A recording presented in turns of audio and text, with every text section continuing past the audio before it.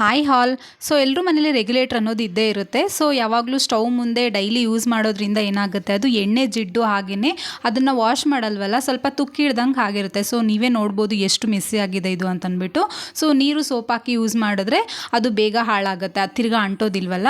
So ಹಂಗಾಗಿ ಒಂದು tissue paper ತೊಗೊಂಡು 2-3 ಟೇಬಲ್ ಸ್ಪೂನಷ್ಟು ಬೇಕಿಂಗ್ ಸೋಡಾ, ದೋಸೆ ಸೋಡಾ ಇರುತ್ತಲ್ವ, ಅದನ್ನು ಹಾಕ್ಬಿಟ್ಟು ನೀಟಾಗಿ ಈ ರೀತಿ ನಾನು ಮಾಡ್ತಿದ್ದೀನಲ್ಲ, ತೋರಿಸ್ತಿದ್ದೀನಲ್ವ, ಆ ರೀತಿ ನೀಟಾಗಿ ರಬ್ ಮಾಡ್ಕೋಬೇಕು. ಎಲ್ಲೆಲ್ಲಿ ಗಲೀಜಾಗಿದೆ ನೀಟಾಗಿ ರಬ್ ಮಾಡ್ಕೋಬೇಕು.